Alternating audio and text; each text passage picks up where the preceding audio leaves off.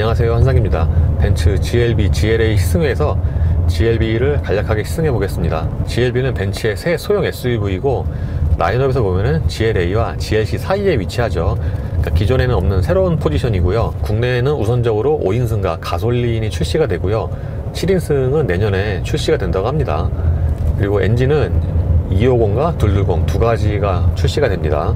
제가 지금 타고 있는 차는 250이고요. 그리고 이 차가 시트가 되게 단단해요. 차에 앉으면은 그 시트, 몸무게에서 시트가 좀 눌리잖아요. 쿠션이 뭐 거의 변함이 없는 그 정도의 그 단단함. 그리고 차 크기에 맞게 좀 타이트한 느낌이에요. 시트가 이제 작은 건 아닌데 뭔가 좀 타이트하게 몸을 조이는 느낌, 그런 느낌입니다. 그리고 차 크기 생각을 하면은 이 방석의 길이는 기본적으로 짧진 않고요. 연장을 할 수도 있어요. 연장은 수동이네요. 이 대시보드 같은 데 만져보면은 이 상단 부분이 좀 우레탄이 좀 부드럽고요. 그리고 도어 트림에 적용된 소재도 꽤 부드럽습니다. 이 도어 트림 소재는 뭔가 부드럽기도 하지만 이 색깔도 그래갖고 고성능 버전 있잖아요. 거기에 적용되는 그런 소재 같아요. 근데 운전대는 되게 딱딱해요. 기본적으로 딱딱한데 이 여기에 적용된 그 가죽 자체가 그렇게 좀 부드러운 느낌은 아닙니다. 근데 가운데 있는 이 펀칭 같은 경우에는 보통 이제 흉내만 내는 펀칭도 많잖아요. 그 정도는 아니고요. 좀 이렇게 뚜렷하게 좀 파여있는, 만져보면은 좀 스포티한 그런 기분입니다. 모니터와 계기판은 요즘에 딱 유행하는 그런 스타일이죠.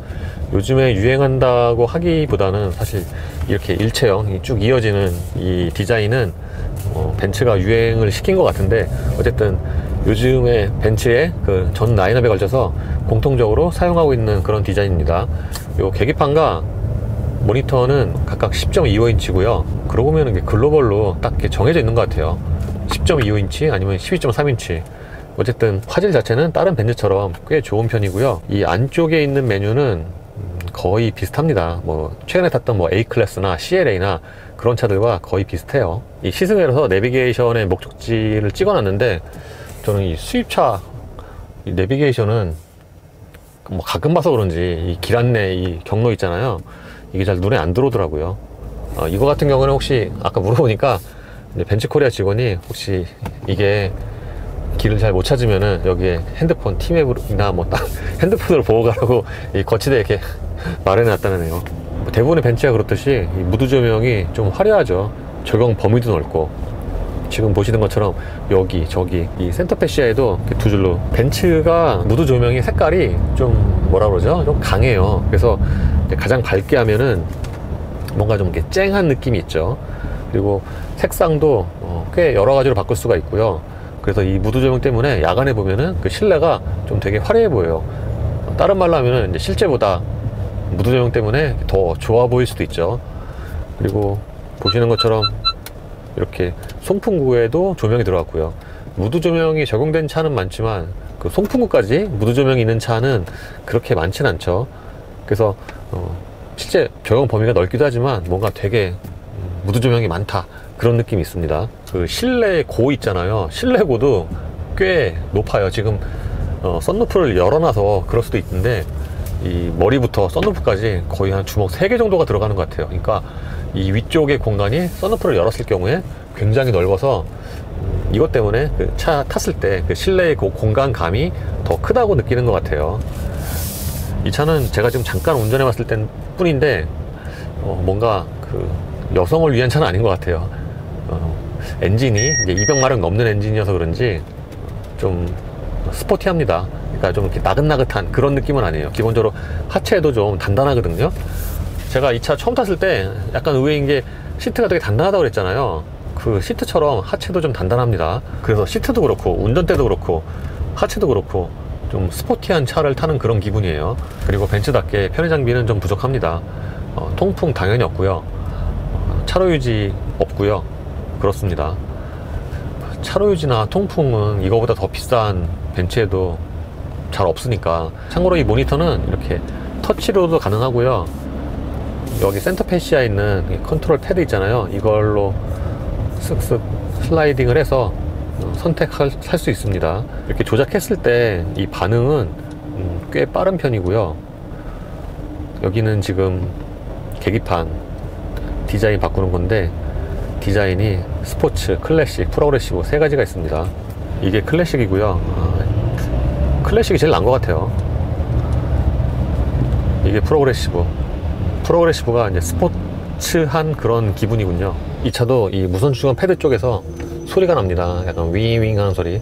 제가 스팅어 시승할 때 평소에 기아차와 다르게 벤츠나 아우디처럼 무선 충전 패드에서 소리 난다고 그랬잖아요. 물론 그 소리랑 조금 다르긴 한데, 이 차도 여지없이 이쪽에서 소리가 나네요. 여기가 이제 커버가 있는 차는 닫아버리면 이 소리가 이제 안 나는데, 지금 이거 커버가 없거든요. 그러다 보니까 이 소리가, 근데 이게 웃긴 게, 제가 이 차 시작할 때부터 지금까지 충전을 안 했어요. 충전을 안 한 상태에서도 이게 소리가 나네요. 보통은 이제 충전하고 있으면 좀 이제 열 받으면 그때부터 이 팬 소리가 나는데, 이거 제가 출발할 때부터 충전 안 했는데도 소리가 나요. 물론 이게 좀 속도가 높아지면은 이 소리가 안 들리는데, 지금처럼 뭐 저속 10km, 20km, 30km 이때는 주행할 때도 이 소리가 들립니다. 혹시 이 소리 들린다고 이게 불량이다 이가 아니고요. 원래 이래요. 편의 장비가 좀 부족하다고 말씀을 드렸는데, 그래도 어댑티브 크루즈 컨트롤이 있네요. 저는 그냥 일반 크루즈 컨트롤일 줄 알았는데, 이게 웬 떡인가 라는 생각이 들 정도로. 그리고 벤츠가 편한 게 스포크 양쪽에 있는 버튼으로 계기판과 이 모니터에 있는 메뉴를 다 이제 컨트롤 할 수가 있어요. 아까 모니터는 터치스크린과 이 패드로 한다고 말씀을 드렸는데, 이걸로도 돼요. 여기서도 다 돼요. 이게 지금 이제 홈 화면이고, 여기서 이렇게 슬라이딩, 요 검은색 이걸로 이렇게 슬라이딩을 시켜서 이동을 하고 선택을 할 수가 있죠. 그러니까 운전 중에 굳이 터치스크린 손 안 뻗어도 이걸로 다 할 수 있습니다. 그리고 계기판은 왼쪽 스포크에 있는 버튼으로 그 메뉴를 다 조작을 할 수가 있고요. 그러니까 오른쪽이 모니터, 왼쪽이 계기판인 거죠. 벤츠는 칼럼식 기어를 쓰는 경우가 많잖아요. 그러니까 보통 통상적으로 기어 레버가 여기에 있는데, 상당수의 벤츠는 여기 이렇게 칼럼에 있죠. 그래서 보통 여기가 이제 와이퍼인데, 벤츠는 이게 칼럼식 기어예요. 이게 운전대랑 가깝다 보니까 조작하기는 되게 편합니다. 그러니까 손 이렇게 많이 안 움직여도 여기서 이렇게 다 되죠. 그래서 이 칼럼식 기어를 쓰니까 여기에 그 공간을 이렇게 넓게 더 사용을 할 수가 있죠. 보통 여기에 레버가 있어서 그게 이제 공간을 차지를 하는데, 기어가 여기 칼럼식으로 붙으니까 여기 공간을 이렇게 넓게 사용을 할 수가 있죠. 그래서 앞에 꽤 좋은 자리에 무선 충전 패드가 있고요. 굉장히 또 좋은 자리에 이 컵홀더도 있고요. 이 컵홀더 같은 경우에는 E클래스보다 소재가 좋아요. 제가 뭐 여러 번 말씀드렸지만, E클래스는 이 컵홀더의 소재가 플라스틱이 되게 얇거든요. 좀 싼 거, 막 딱딱 소리 나는 거. 근데 그거보다는 아무래도 이게 최신 차니까 좀 더 좋습니다. 이 차는 하체부터 엔진까지 좀 이렇게 스포티한 그런 성향이네요. 조금 가속을 하면은 그 엔진 소리가 좀 뭐라 그러죠? 거친 숨소리. 그 음색이 듣기에는 좋은데 그 소리 자체는 좀 커요. 그래서 종합적으로 보면은 컴포트한 그런 성향은 아니고 좀 스포티한 그런 느낌입니다. 그래서 앞서 말씀드린 것처럼 여성보다는 그 남성 운전자가 더 좋아할 만한 가솔린만 보면은 그런 성격이에요. 오면서 운전을 좀 해보니까 확실히 이 차는 좀 달리는 성향이네요. 아까 톨게이트에서 저 앞차 출발하는 거 보니까 생각보다 배기음도 좀 많이 나요. 그러니까 이 차는 전체적으로 좀 소리가 크고요. 조용한 차는 아닙니다. 엔진 소리도 일부러 좀 부각을 시켜놨어요. 요즘에 OEM 터보로는 굉장히 드물게 그 터보 소리가 되게 잘 들려요. 예를 들면은 이렇게 3000rpm 넘었다가 발을 딱 놨을 때 보통 그 약간 좀 튜니카 같이 푸시타는 소리 있잖아요. 그 소리가 좀 귀에 잘 들려요. 요즘에 OEM 터보 중에서 이렇게 소리를 좀 잘 들리게 세팅하는 차가 좀 드물거든요. 이 차가 그러네요. 그리고 이 차는 회전수를 올렸다가 발을 떼잖아요. 그러면 그 바늘이 떨어지는 속도가 조금 느려요. 이게 회전수를 유지를 하는 건지 아니면 그 바늘의 그 반응이 느린 건지는 좀 헷갈리긴 한데 어쨌든 그렇습니다. 그리고 벤츠답게 고속 안정성은 꽤 좋은 편이에요. 소형급 SUV지만 지금처럼 약간 굽은길 또는 직선을 달릴 때 운전자가 느껴지는 불안함이 굉장히 적어요. 그래서 이런 고속 안정성에는 꽤 좋은 점수를 줄 수가 있습니다. 고속으로 주행하면은 바람 소리는 대체로 고르게 나는 편인데 이쪽 A 필러 쪽에서 조금 더 두드러지게 나는 그런 풍절음이 있긴 해요. 어쨌든 그래서 저회전에서 그 엔진 소리를 들으면은 차가 굉장히 가속력이 빠를 것 같긴 한데, 실제로 이제 풀 악셀 하면은 그 초반에 그 느낌만큼 그렇게 차가 가속력이 확 잘 나가는 건 아니고요. 근데 이건 아무래도 상대적으로 SUV니까 좀 무겁잖아요. 그래서 그럴 수도 있죠. 물론 이 차만 딱 놓고 보면은 가속력 자체는 특히 체감으로 느껴지는 좀 가속력은 꽤 좋은 편이에요. 뭔가 좀 호쾌하고 그런 가속이라고 표현을 할 수도 있을 것 같습니다. 그리고 공회전 때는 엔진 소리가 큰 편이에요. 그러니까 가솔린 치고도 큰 편이죠. 제가 주행 때 그 엔진 소리가 좀 크다고 말씀을 드렸잖아요. 이런 차가 공회전 때 엔진 소리가 조용하기가 힘든데, 이 차가 공회전 때는 엔진 소리가 좀 큰 편이고, 지금 같은 경우에는 에어컨을 껐는데 뭔가 엔진 소리랑 이 무선 충전 패드에서 나는 소리랑 그 음량이 거의 좀 비슷한 것 같아요. 반면에 공회전 때 이 운전대라든가 시트로 전달되는 진동은 꽤 적은 편이에요. 그러니까 진동 억제 능력은 상당히 좋습니다. 가속을 할 때도 진동이 적고요. 가솔린 엔진도 풀악셀 하면은, 또는 회전수 많이 사용하면은 진동이 올라오는 경우가 되게 많은데, 이 차는 회전수 유무에 상관없이 운전대나 시트로 전달되는 진동이 꽤 적습니다. 드라이브 모드는 인디비주얼과 스포츠, 컴포트, 에코가 있는데, 이 차는 기본 컴포트에서도 좀 달리려고 하는 그런 성향이거든요. 근데 스포츠로 바꾸면은 이런 그 성향이 조금 더 강해지죠. 지금 똑같이 가속 페달 밟고 있는데 스포츠로 바꾸면은 회전수가 한 500rpm은 뜨는 것 같아요. 지금 2000원 200인데 한 700rpm 뜨네요, 스포츠로 바꾸면은. 그래서 가속 페달 조금만 밟아도 이 반응이 조금 더 빠르고요, 더 민감해지죠. 그리고 엔진 소리랑 배기음도 조금 더 커지는 것 같아요.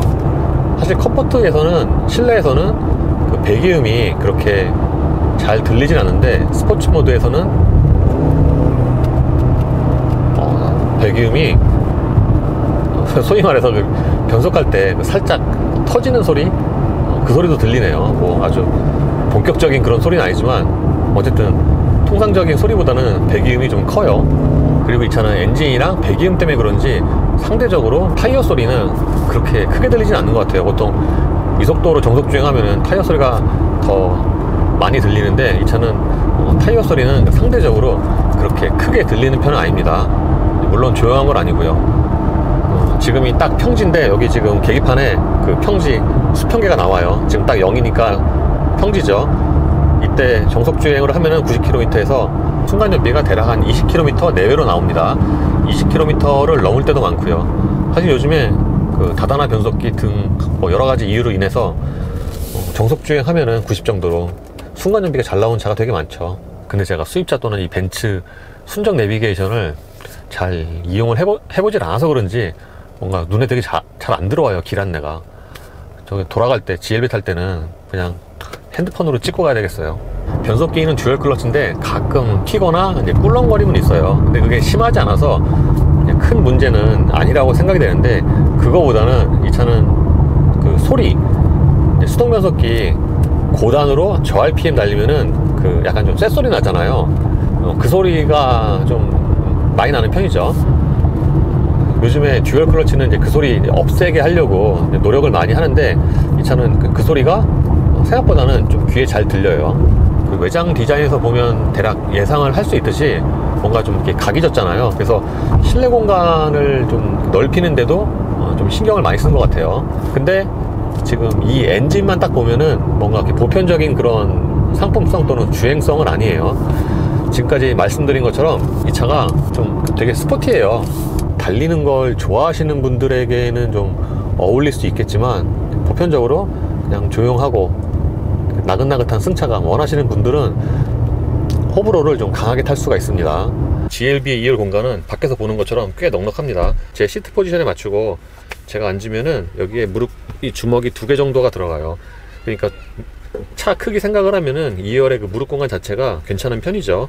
근데 그 무릎 공간 자체를 떠나서 차에 타면은 그 승객이 느끼는 공간감이 꽤 좋습니다. 이게 아무래도 차폭은 좁지만 이 천장이 높다 보니까, 그래서 더 공간감 또는 개방감이 큰 것 같아요. 실제로 파노라마 썬루프도 두 개로 나눠져 있긴 하지만 꽤 크고요. 참고로 뒤쪽이 좀 더 좁고요, 앞쪽이 더 큽니다. 지금은 1열 시트를 가장 낮게 한 상태인데 이때 발 넣어보면은 공간이 굉장히 많이 남아요.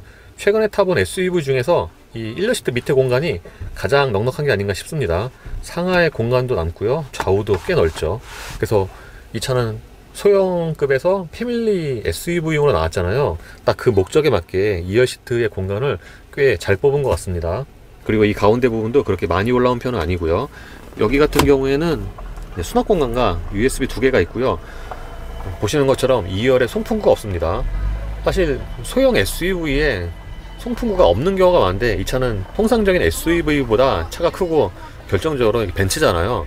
근데 2열에 송풍구가 없는 건 좀 그렇죠. 거기다가 이 차는 패밀리 SUV로 나왔는데 2열에 송풍구가 없으니까 좀 이건 꽤 큰 단점이라고 할 수가 있겠습니다. 이번에 GLB250을 간략하게 시승을 해봤고요. 다음에 좀 더 자세히 해보겠습니다. 예, 이로써 GLB250의 시승을 마치겠습니다. 감사합니다.